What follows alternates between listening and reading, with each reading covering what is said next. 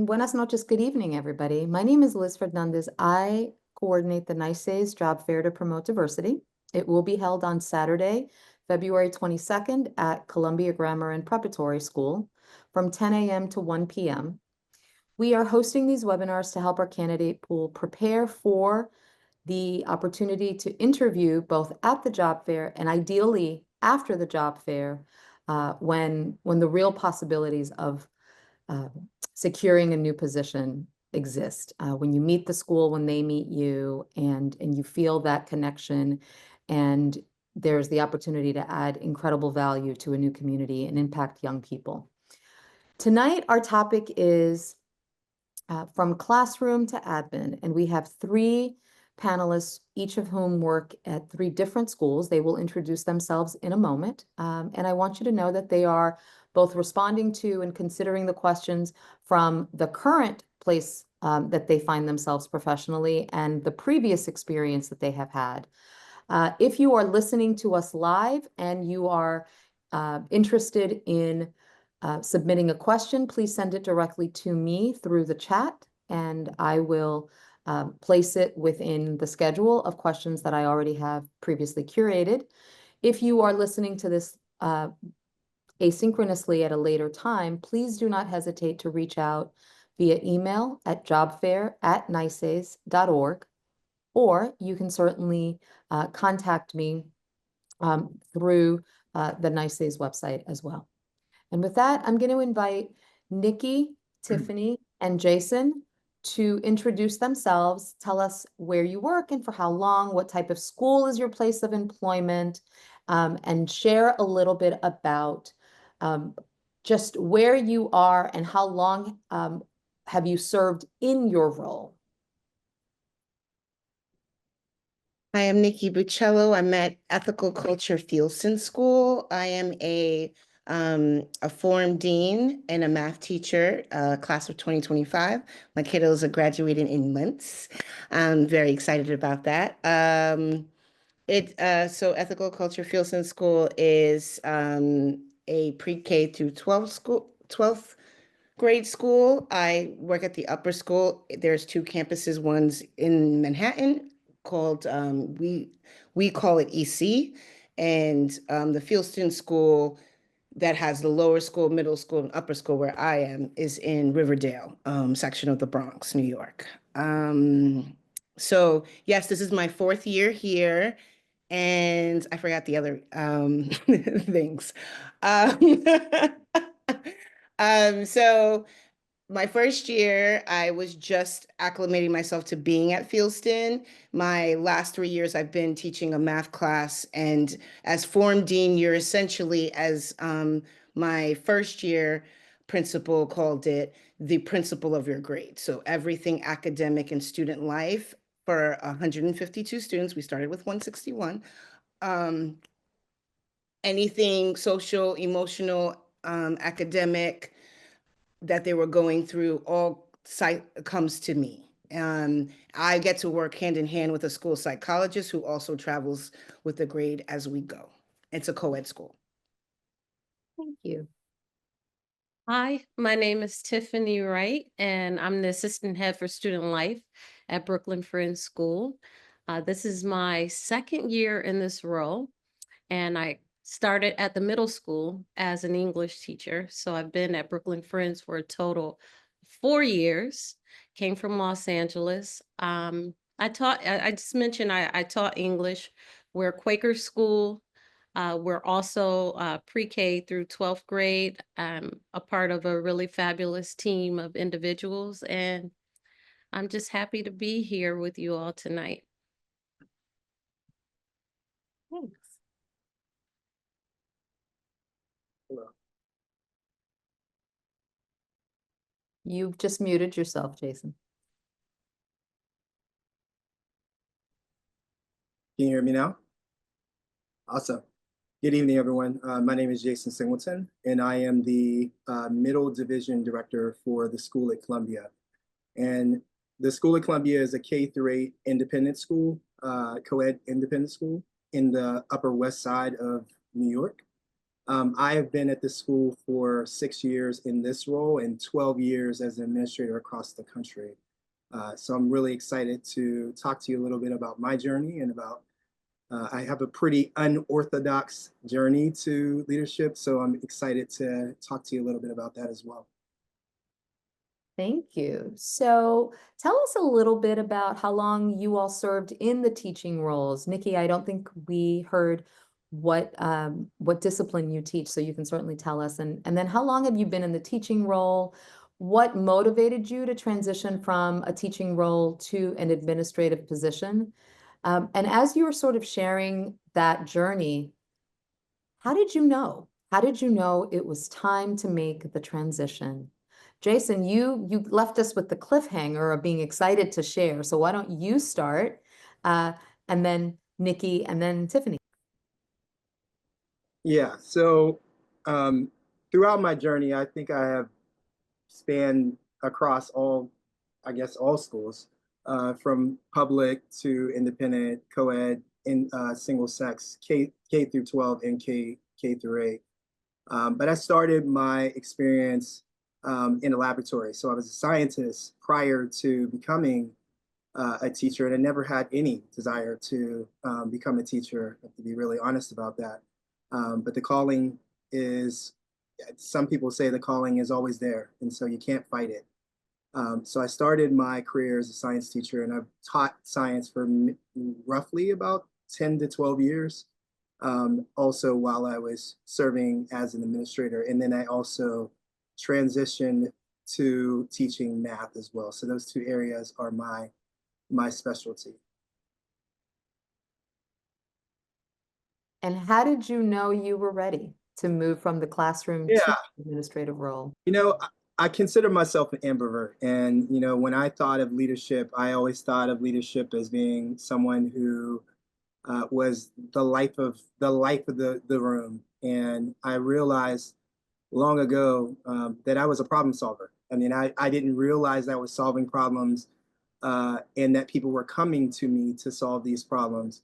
One, just because I was a good listener, I felt like I was someone who really tried to put my ear to the ground and really figure out ways to not solve a problem by myself, but to bring other people into the fold of how we can solve the problem together. Um, and those experiences led to some of the early experiences that I sort of served in the classroom. So I moved into roles where I supported people with curriculum development. I moved into roles where I served as a voice for the faculty with the administration. And then I started to move into roles where I served on committees as well. And it was at that point, I think that it was mostly my administrative team, but also my teaching staff that asked me, you know, when are you going to actually become an administrator yourself?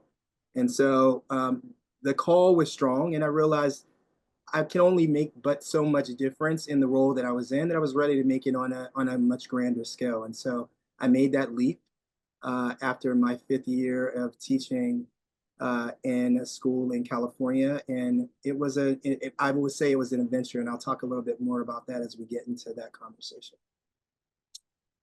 Okay, now I'm curious, Jason, because I came from Los Angeles, so we'll all learn a little bit more tonight. But like Jason mentioned, I had a pretty different experience coming into teaching. I started in HR. A lot of my professional work was in HR, and I was just kind of fed up with that. And believe it or not, started working in locked facilities. So I started teaching in jails, juvenile detention facilities in Oakland, in the Bay Area. And then I realized that I wanted to reach students before they went into the system if I really wanted to make a difference. So that's when I started revisiting the ideal of teaching younger students. So I did that for a while, and I had a child of my own, and I decided that I wanted to start my own school, and I started with an early education program called the Right Academy. I did that for about 9 years and wanted to branch out, and then decided that well, there's life happens, right? So I had life happen, and then I decided, okay, I want to start my own school. So I started teaching at charters, exploring other independent schools to really try and figure out what model I wanted. And then life happened again, and I ended up moving from Los Angeles to New York City. I am a proud helicopter mom. My son decided that he wanted to leave Los Angeles and go to school in New York City. And I heard so many good things about Brooklyn Friends School and took on the role of an English teacher. And of course, because of everything that I just shared with you, I like you, Jason, found myself in roles that went beyond my English classroom experience. So if there were teachers who had incidents with students, they would say, I'm going to sing you Dr. Tiffany's class, or, or Dr. Tiffany, can you talk to this student? And same thing with curriculum. And then I guess I got to a point where I said, well, if I'm doing the things, I should quite naturally try and figure out how I can make this work here. And unfortunately, at the time, there wasn't any openings at my school. And then when I decided, okay, I think it's time for me to search outside of the school, something opened up, and I found my home back where I started here in New York. So I was very happy about that. So I started teaching right after, for maybe, I think I was teaching for 7 years, a math teacher. I was mostly in public school. I heard about independent school before I graduated from Seton Hall, but nothing, I didn't feel like I had enough experience to to take that leap. So I did public school for a while. And I'll tell you, having 36 kids in the class, you can't really connect, and it wasn't what I thought teaching was. And so my 7th year of doing it, I started looking around like, what do you do? Like, maybe I did the wrong thing. And then I was blessed enough to find this job at a small all-girls boarding school in New Jersey. And I was a math teacher my first year. I was the kind of person that I had small classes. I had about 10 kids in my class I could connect with.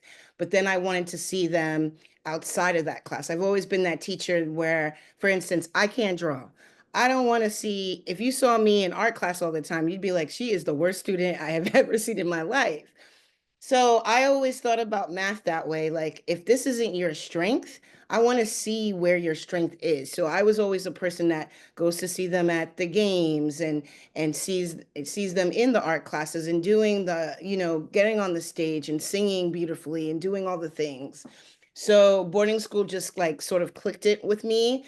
So outside of the classroom, I would, hang out in the dorms with the kids, and if they needed help, they would stop by. I would hang out with the dorm parents. So then the next year they were like, well, it seems like dorming is your thing, and and slowly moved me in.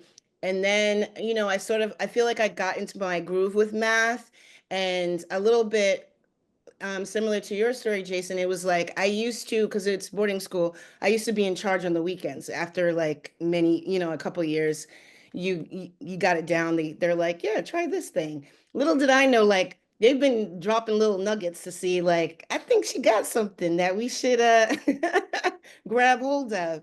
So catastrophes used to happen every couple of times when I was in charge on the weekends.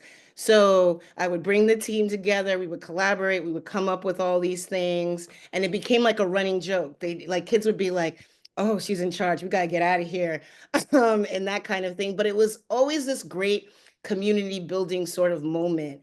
So I think just be as much as I love the school and the missions and things like that, I think I always was that person that like, um, reinforced rules, had conversations with kids and things like that. So I think people started to be like, I mean, are you gonna try for dean? Are you gonna try for something else? And so originally I applied for a dean position. I didn't get it. And then I got this email from my head of school that was like, okay, so as the department chair, you're gonna go do this. And I said, the who of the what? And she's like, you're gonna be a math department chair. And I said, oh, and she's like, you have passion about how these kids learn the material, and I think you are a useful asset to help them guide there. She's like, I see other things in your future, but I want you to start off with this because I don't want to pull you out at this moment. So, like I kind of just followed her lead. And I think I walked in there like I don't, like I just kept doubting myself. And then I really embraced the position. And then so when another deanship position opened, I still had the math department chair. Then I became a dean and I added that skill as well too.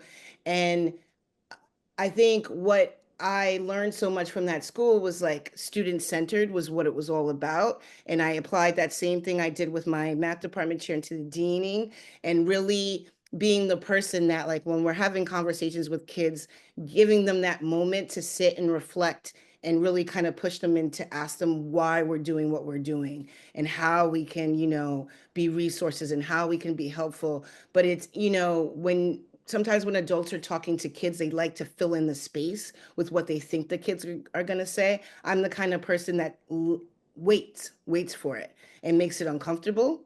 So they could be like, well, I feel like, and they have voice, and I really try to sit and listen. I think one of the things a student told me, um, when I started being a dean, is they were like, do you know that you watch us? And I said, I mean, what do you mean? And she's like, when you walk into spaces where we are all at, I can tell that you have taken in the entire space. And then I was thinking about that when I bring that to student support meetings, and they're saying things about kids. I'm like, yeah, that kid wasn't sitting with her friends the other day. What is going on with that kid? And the kids were like, you see it. You, like, in every space, we always see you scan the room, and we know that we're good because you're looking out for us, and you have our back. So it's kind of one of those things that after I was doing it, everyone, and I'm in a space right now where I have plenty of people in my ear that are like, you're ready for the next thing, and it's always been that kind of push for me. I love the overlap in some of your stories, so thank you for taking us down memory lane. In some cases, there's been somebody sort of seeing that, noticing who's in more of a mentor or sponsor role. In some cases, it was your peers or colleagues who were encouraging you to really step forward. And in other cases, it was really a confluence of, it was the right moment, it became available, it was just the journey, and it was the next logical step. And I'm sure there are other elements that contribute to all of that. I would love to hear, what are some of the challenges that you have faced? Thinking briefly, based from your transition from classroom to the administrative role, and if you could laser focus on maybe one challenge that you've experienced going from classroom to admin position, and how did you overcome that challenge? Tiffany, Nikki, and then Jason. Okay, start with Tiffany for the tough one, huh? No, I'm just kidding. I'll be brutally honest, and I'll say, when you move from the classroom to an administrative role, not everyone is necessarily going to be rooting for you. There's always going to be one or two people who, oh, you're one of them now, and you just have to dispel that. It's not about a them versus us mentality, and you have to dispel that and let them know, like, hey, we're all here because we're here for the students and making sure that we live up to who we say we are as a school.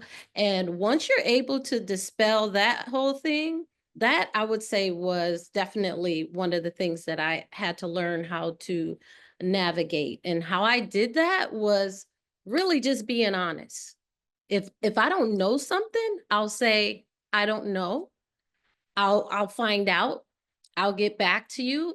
And really just showing people that you're a team player. Like, that is the way that you overcome that sort of challenge. But know when you move from the classroom to an administrative role, that not necessarily everyone is going to be your biggest cheerleader. So that piece for me, my saving grace is just knowing that I'm showing up doing the best that I can every day. And I'm trying to grow and learn in my role. And, you're going to encounter that. And when you encounter that, you just have to rest on the fact that you're doing the best that you can and showing up each and every day. I'll say mine is a little bit similar because it's when you have to lead your friend, right? So now we were all in the same circle, all math teachers, and now I'm the department chair. And the things that I've been doing in my classroom that, that hasn't been a secret and that kind of thing. And you're my friend, but you're kind of stuck in your old ways of like, this is the way I teach and I don't want to hear anything else. And what I was doing was a flipped class. And the the group of kids that we were working with, it was like really pulling the math out of them. They were loving it. And when my academic dean saw it, was like, this needs to be an initiative across the board, because now these kids are going to be transferring over to somebody else's class that doesn't have these skills. So I mentored everybody. We walked through the pitfalls of it. I told them, take the one lesson you hate to teach and make it flipped, and then you'll be on board after that. And I got people, and then my own friend was like, I ain't doing it. And that was the conversation we had to have. Like, it was like, oh, like, I'm an administrator now, and we are not seeing eye to eye. And I need you to know that this is promoting success for our students and all those things. And it was, like, it got uncomfortable, but then I had to just be like, kind of buck up and be like, so this is the start date, and I want that when I walk into this classroom, I want it to be flipped. And I've given you all the tools to make that happen. And I think even in that moment, I had to turn around and be like, I know he's scared, but, and I know it's not directed towards me, but I know I have to push that initiative. So it was hard. It was hard because I've been in a situation before where I'm like, but we're cool. Like, I don't have to, you're the boss now, but I don't have to follow everything. And now it had, like the roles reverse kind of thing. So I think that was the hardest for me, is that I knew, like what you were saying, Tiffany, but then now it was my own people where I was like, oh, this is going to get a little awkward. Yeah, I echo everything I just heard from the two of them. I guess I've been a little lucky that every position that I've gone to has been in a different community. So but I have also, I have a lot of people in my circle who have been through the experience of going from a classroom teacher in the school to an administrator, and it's very tough. It's the same story that I'm hearing here. I think that I think we can all attest, the three of us on this panel can attest that I think that the biggest challenge for any of us is the fact that we're people of color. And I think there is a lot of imposter syndrome that can happen when you are thrusted into a new position. And I'll speak for myself. Like, I feel like I'm a pretty confident person. And I started my administrative career pretty early. And so as a young administrator, I think there was a lot of trepidation that I had going from, like, leaping from a classroom, but going directly into being the head of a division was a big shift for me. Shift in just understanding that while I was young and still sort of growing into who I was as a leader, that every decision that I made, every step that I took was based around what I love the most, and that's my students. So I think that was something that took me a lot of time to sort of come to terms with. Like, yes, that's not going to go away. Imposter syndrome is always going to be there. But I think that building those relationships first and really establishing those relationships with all those at the school, those who have been in their roles for 20 plus years, to those new teachers coming in with fresh ideas and a little trepidation of new people coming into a school, was something that I had to learn very early on. so that I can think about the decisions I made and base it on, my why. And it was important to keep that central to who I was. And then just making sure that I'm keeping true to who I was from the very beginning, and that's being a teacher. So everything I did, no matter, like, I'm in a position right now where I'm not actually in the classroom. That's really hard for me. But I have always kept that front and center in everything I did. That at the heart of what I do is about teaching kids and being central to them. And that's helped me overcome that imposter syndrome that still to this day, even as a 12-year administrator, I still go through in any school that I'm a part of. Thank you, Jason. I will add just my own reflection of this question because it's something that I really think about. I've been in independent schools for 30 years and I've served in 10 different roles. The biggest challenge for me in moving from classroom to admin was as student-centered as I am, as I was, as I hope to always be. In the administrative roles, there is such a disconnect sometimes between getting the emails responded to, attending the abundance of meetings that aren't necessarily the best use of your time. And so to be able to be out with students, whether it's in teaching a class or it's serving as an advisor or going to the performances or the games or whatever, to be visible, to be connected to kids, that for me was just a moment that was really challenging in my professional career as I continued to move into more senior level leadership positions. And I knew once I left that position and reflected on what I had learned and what my takeaways were, that I would never be that disconnected again. And I have worked really hard in my present role to ensure that I find ways to be connected to students in some way, shape, or form. And I look forward to having more opportunities to do so. Um, I know that there's some questions coming in and I wanna lift those into our conversation. So I'm so grateful for that.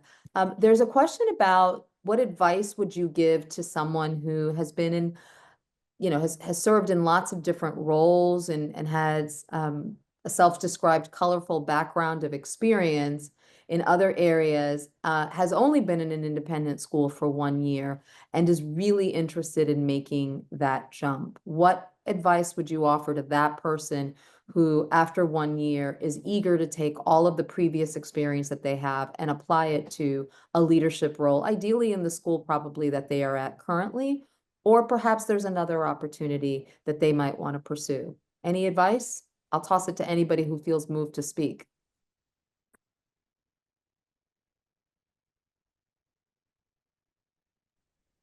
I mean, I would say, Go oh, ahead. Go ahead. I would say take all those experiences and connect those dots. I mean, I talked to you about my educational experience, but I've also had a lot of experience in different background, the arts, and you bring all of that to the position. Also, you don't stop educating yourself. I don't know where you are in terms of your education, but you definitely want to, as much as possible, keep advancing yourself, be it pursuing another degree, professional development. You want to create as many opportunities as you can to be in partnership with the leadership that you already have at your existing school. And I think that those talents that you have and you bring will automatically shine through and people will be able to see those qualities and then begin to see you in those roles, in those administrative roles that you desire eventually. Jason, did you have something to add? If not, all good. I was just gonna say, don't feel like you have to check all the boxes. I think that, like, a little bit what we were talking about, that imposter thing. I think sometimes if you're passionate about something and it's really lighting a fire of this particular role, that's important, and that's going to help you because they might need fresh eyes at in that situation and for that role. So don't feel like, well, I haven't done this, so I can't do it. I think you can try, and then if you don't get it, you have like tap into whoever was looking and reaching and kind of see why it didn't work and what you could work on, and that, like um sort of making them your mentor, but like along the lines of what Tiffany was saying. Now you have somebody that can help guide you through that and say, these are the skills you can pick up to, get it next time. I appreciate the perspectives that you both offered. I would like to add a couple of things. First and foremost, some of the most incredible professional development that I have ever experienced is actually shadowing professionals in positions that are either similar to mine, so that I get to see how other people do essentially what I do every day, or shadowing people that are in positions that I'm curious about and perhaps aspire to. That is an opportunity where the the yield of learning really will far outweigh missing a day, or perhaps your school has a different schedule so that you could go on a particular day. So that would be one piece of advice that I would offer. And the second, and I think it was kind of along the lines of what Nikki, you were saying, I don't talk about fit. I talk about value add. And if you see yourself as having a wealth of knowledge and experience that can be leveraged and can serve, you're working with different constituencies in an administrative role. And so depending on the different roles that you've served in the different sectors and industries that you've been in, it is likely that you will be perhaps connected to someone who is a parent or guardian at your school, and you have some shared knowledge, and that might be a point of contact. And then once you connect, you can really talk about how you can serve students. There's so much value add that if you see it from that perspective, and you frame in your cover letter and in your ability to be able to talk about yourself in a way that is about contributing to a community, and the diversity of experiences that you bring, that's a different way of thinking moving forward, what you can offer. There's some questions about how do you balance the administrative responsibilities with your commitment to being to student-centered leadership. There's some wonderings about what would that look like? How do you stay connected to students beyond department chair or teaching? Like, what are some of the other opportunities, and how do you really lead through a lens that is really centered on students? So I'm going to ask Jason, Nikki, and Tiffany. That's a great question. And it really depends on your school and the experiences that you're coming in. And quite frankly, when you're starting a search, it's really important to dive into a school's position statement, because it will share a lot about what they're looking for and what they value. And if you're seeing student-centered riddled throughout that position statement, that's a place you want to work, because you will be able to, that it's threaded throughout, whatever the work that you're doing. I would say for me, especially when I started, and I had a very unusual position when I started my leadership experience, because most schools, when you move into a middle school director or a director, division directorship in general, you start off with being a division director by yourself. In this particular school, I actually started as a co-directorship. So there wasn't an assistant, there wasn't anybody underneath me. And it was a very interesting model of balancing our unique differences in a way, and leveraging that strength to really build and move the school where it wanted to go. So for me, I had the luxury of being able to come in knowing that I had that academic experience and my love and passion for project-based learning, to really utilize that in a way to kind of put me front and center in front of the students in supporting the division through that lens. And to this day, I still try to, keep that front and center. I am involved um, as a as the advisor for the student government, which gives me great purview over everyone and seeing what's happening across the grades. I sit on councils within, the student body in general. I sit in the classroom and I build it into my schedule. I make sure the my admin associate builds in at least three classes throughout the week so that I know I'm not being bothered or taken away for something. So I think you have to be really intentional about the ways that you do it, but you also need somebody behind you who's keeping you front and center focused on those things and making it a reality so that teachers can see it and the students can see it as well. I think that for me, I am a person that gets to work early to get rid of as much of the answering the emails, the the will have me sitting in front of my computer all day kind of task that go along with my job. So because of that, I will do that so that I do have more face time with the kids. So when they're in my office hanging out, it's not me with my head down and barely listening to what they're saying. Like I can close my computer and just joke and laugh with them. I'm on the Black Student Union group, affinity group. So I meet with them. I'm a person that, like I mark my calendar when the plays happen, when the percussion, I love my percussion team at my school. They do such a great job with melodies and everything. I make sure I go to those concerts and the games when I have a slow kind of week, or if I have a discipline meeting later, that brings me at school later than I want to be. It's me like popping in on games and things like that. So I intentionally try to get rid of some of the computer lift and I think what I do like about my school is most of our meetings are on Monday, Wednesday, and Friday. So my Tuesdays and Thursdays are times where I know I'm out and about.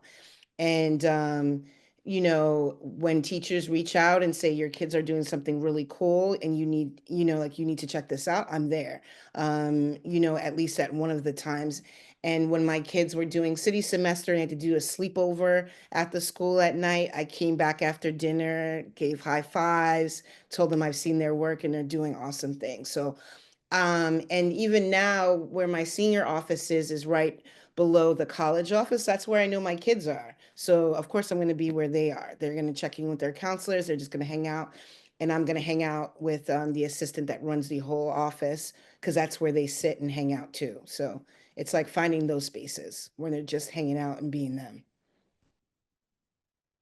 So for me, being the assistant head for student life, a lot of what I do is student led.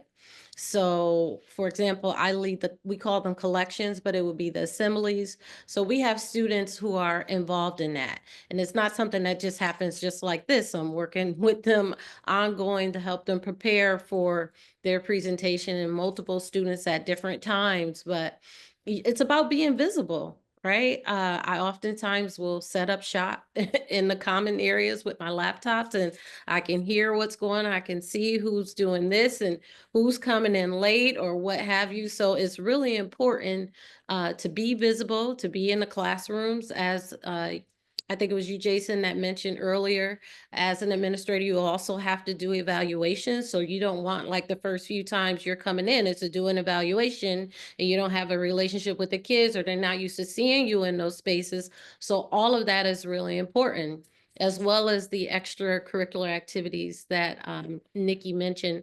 But I want to add a third layer to this because, Nikki, I am not going to be the first person at school. And that that third layer that I want to add is that self-care layer. So it's really important to get that in. And I do that in the morning. I do my meditation, I have my yoga, I have a trampoline, and I get myself centered before I get in. Now I'll stay later. I'll go to the game, I'll do whatever needs to happen. But as you're thinking about your role coming from being a teacher to an administrator, you're going to need that third layer so that everything just comes together. And I'll tell you, I now believe that Sundays are a part of my 5-day work week. thus meaning it's a 6-day work week. So that planning and preparation that you need to do during the week, either you get up early like Nikki, or you have your Sundays like me, but you're going to have to figure out how to make it all work. There'll be some late nights or early mornings. You decide which works best for you. But if you can't do any of that unless you have that third layer where you're taking care of yourself in the process. Excellent reminder and wonderful reflections from all of you. I'm just curious, are any of you 10-month admin employees? Okay, so Nikki, you are. Tiffany and Jason, you're both 12-month. Okay. And there's another question in just thinking about some of you mentioned that you interviewed for the administrative position, either that you are currently in or that you've previously held.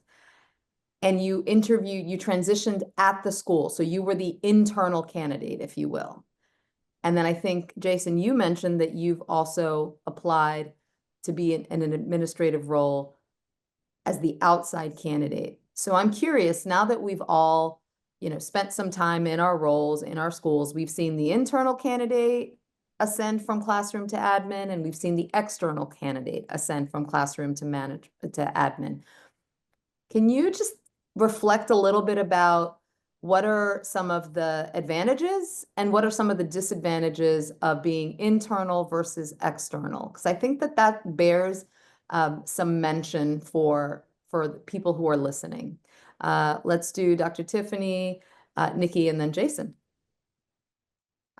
For me, just having that history of what's happened in the school since I've been there has been insightful and helpful. I've been able to see kind of some of the things that have worked and some of the things that have not necessarily worked. And then, of course, what it is that value added piece that comes in as well.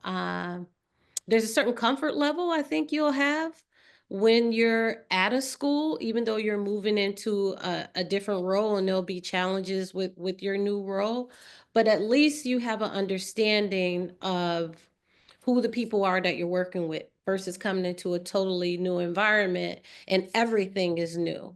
So I mean, I've gone to different schools from the outside and into different roles, and this transition for me has been a lot sweeter. So. I think I was second. Was I second? Okay.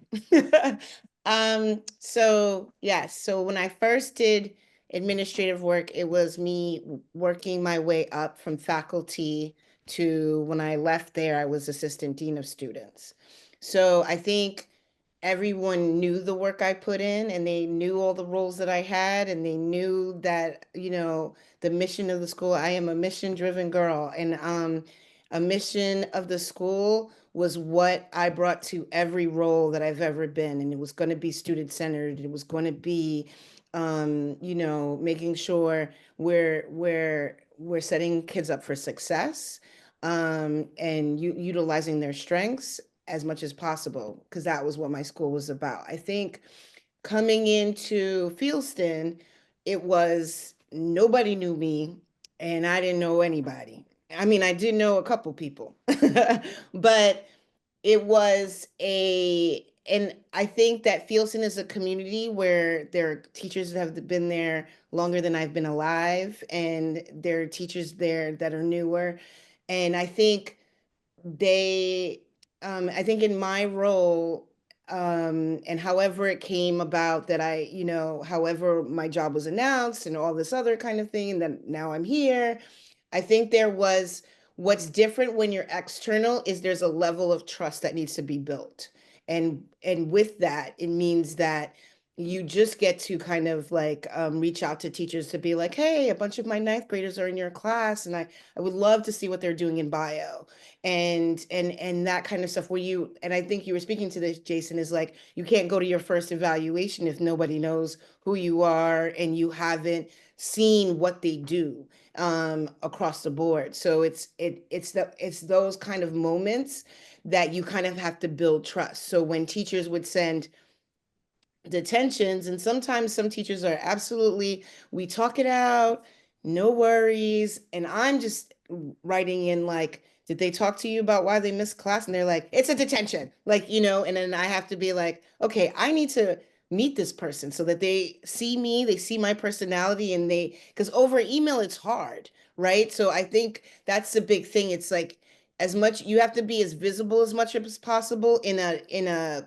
I want to say a non-threatening sort of way, where you're just here and trying to be part of community. So I think when it's external, you have to build the trust. I think with the internal, like I said, I had that one little moment of like, oh, now I have to lead my friend. Now I have to be an administrator for my friend, which makes it awkward. But I think it it has to, you come in on with a blank slate. No one knows what you're about, and you have to, what you say you're about, you have to show in everything that you do to build that kind of trust and understanding so that they know how you move too, and like know what to expect.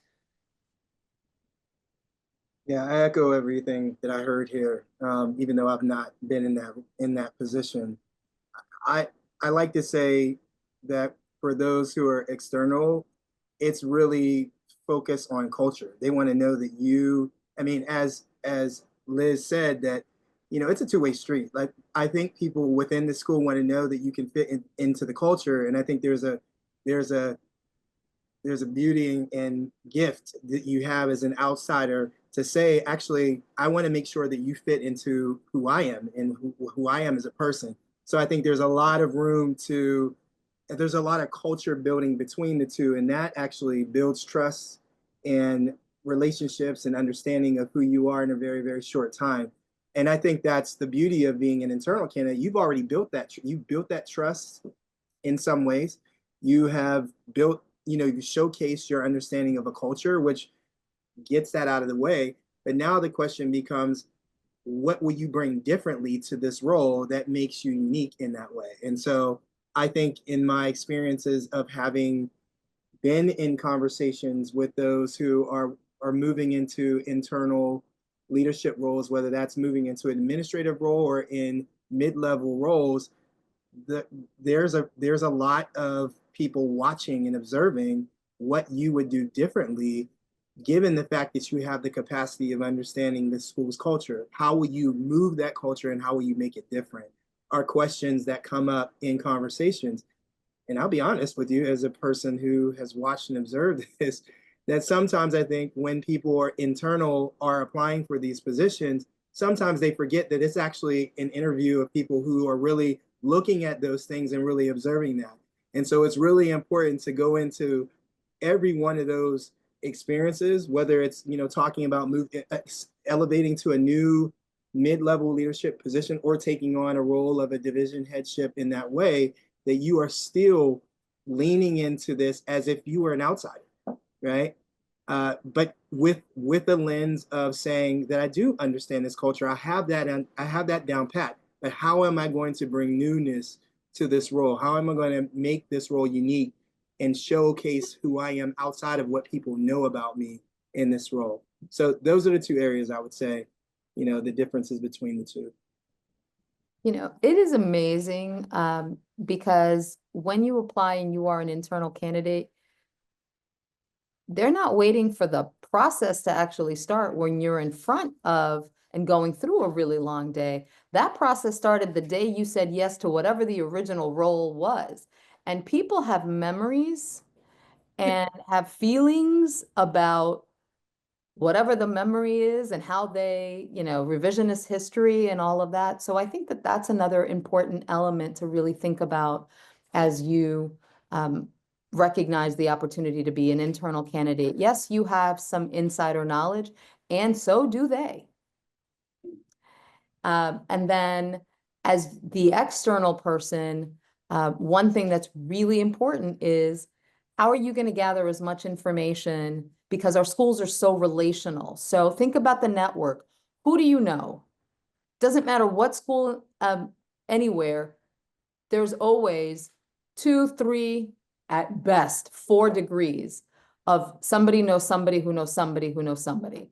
And do a Google search.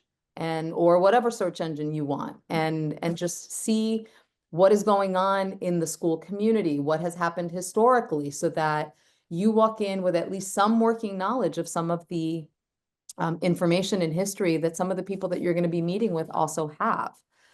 Not to bring it up, but just to have it sort of there. And the last thing that I will say just on this particular question is, for many people, the last time they interviewed was whenever they had the position that they're currently in, if it wasn't an appointment.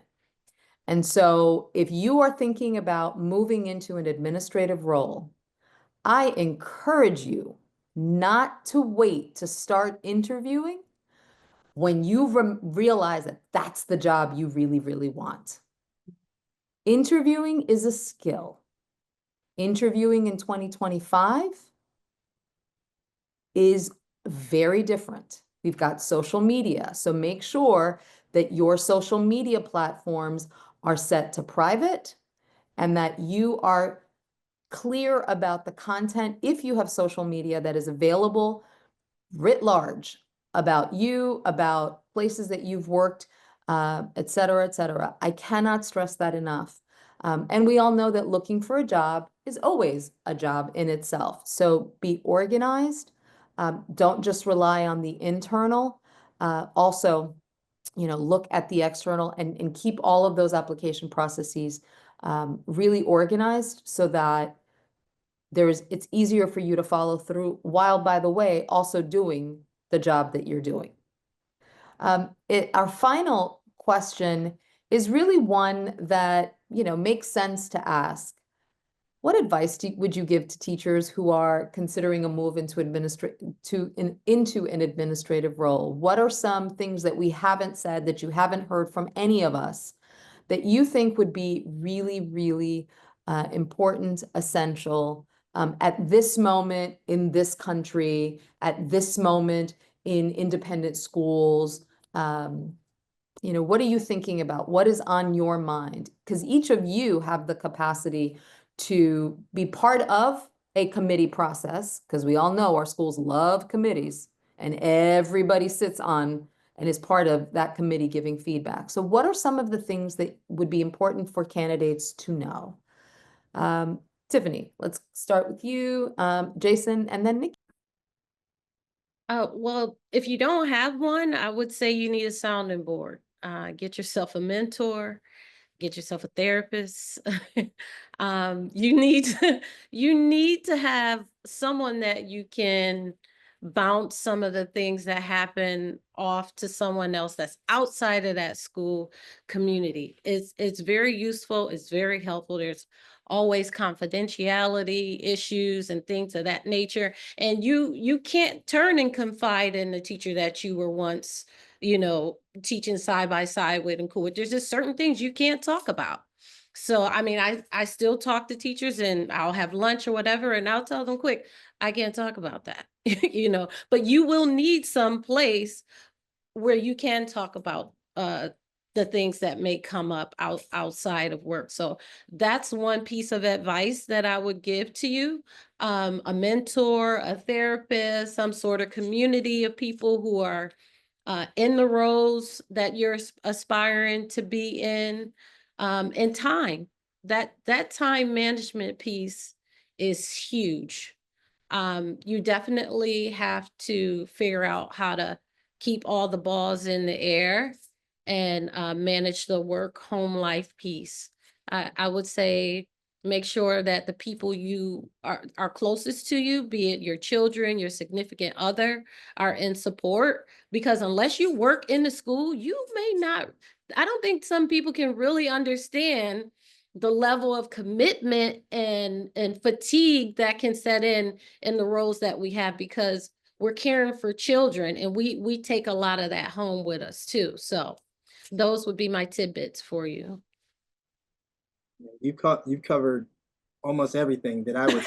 I just want to echo what she just said. Is if you look behind me, I am still in school, and it's almost 8 o'clock at night. So that's the kind of commitment that you will need to have. But I will just harken back to something that I think you all should be thinking about, and Liz sort of alluded to it in her statements earlier, and that is understanding your why and remembering who you are and why you do what you do. And so, because our schools, many schools that you will be looking at, if you're looking outside, or positions that you're looking at, may have specific qualifications and specifications of what they're looking for. As long as you in yourself is pointed to sort of your true north, and that is your why, I don't think you can ever go wrong. That's what in any question that you have. It's with any curveball that they throw at you, or any situation that you might be in if you are sort of interviewing in that role. Just always remember to flesh out what is underlying and why you do what you do, and it will all in your true self. I say that all the time. Your true self will always pop out and showcase the best version of who you are in front of the audience that you're going to be in front of. So keep that first. I agree with all those things. I was at a professional development that said that you also need your board. So along with what Tiffany was saying, of people where I've sat, we've had dinners, we talk about where we're going, who's pushing who, that kind of thing. Are you feeling stagnant? That kind of thing, like where you have people outside of that you see every day that are in these different roles that can sort of like check on you and make sure like you check on yourself too, right? And is one of the things I think, yeah, if you're going for your passion, absolutely, it's just gonna come out naturally for you. I think I would add that a little bit of along with what Liz is saying is your interview process has already begun if you're in that internal space, right? So when people are looking for volunteers to join or to help a new initiative where you're not getting the fancy new title, but you're showing up in a different space. So for instance, I know for some of my friends who look for deans and they ask the advisors something about a cool activity for the kids, if you're not putting yourself out there when it's time for you to, sit in front and have that interview, they're like, well, you barely did anything as an advisor. Like, how are you trying to be the dean now? Like things like that. I think it might not feel very fancy, but it's just getting your name out there and like having people focus on you now because you're here to contribute to either your mission, and maybe you just do it at your school but you have sights of being in this role somewhere else, just to get that feedback of like, what did I do right, what did I do wrong, and that kind of stuff. So I think that little tiny moments where you can shine or you can contribute, I think don't shy away from that because it's not the star that you're looking for at the moment. Take all the information that you can get, out of the people that are willing to mentor and help and things like that. So, and you can watch how they lead and, and really tap into what your leadership skills you'll be bringing to the table as well. That's what I would say. That's what I would add. Fantastic. A couple of things that I just want to offer. In the same way that I suggested shadowing someone at a school, I also want to encourage people in whatever role you're in to participate in a hiring process, in some kind of search process. That is also excellent professional development. I would encourage you to really think about if you're part of a department, to really look at resumes and how people are presenting themselves. Think about what kinds of questions you want to ask candidates that are going through. All of this is in preparation for your own process, so that the first time that you're going through isn't when you're the candidate, that you're actually going through a process and understanding, why do we have the steps that we have? What are the things that we need to be aware of as candidates walking into these schools at this moment? And also consider, I cannot say this enough, please make sure that you share your resume, your materials with someone else to be able to take a look and hear what is the story that your materials are conveying to the reader. That is critically important. And the last thing that I will say before ending our time together is it is important to note that for some administrative positions, the school itself, depending on the position, depending on the school, may do the search themselves. They may post the opening, the administrative opening on their website. Follow carefully how they are asking you to apply for a position. Follow carefully. And other times, positions may contract a search firm. And what does that mean? And do your research about what does that mean? And I'm going to circle back to what Jason said earlier. The job description, the position statement, the opportunity statement, they all have different names. That is going to give you so much information. Look at the language that's there, highlight some of the key themes, look at your resume and see where you notice some of those key themes. Or if you don't necessarily have them, maybe there's things that you've done that you want to tweak a little bit, so that the language really speaks to what they have noted as important or critical for them. Those are just a few. Again, as always, Saturday, February 22nd from 10 to 1 at Columbia Grammar and Preparatory School.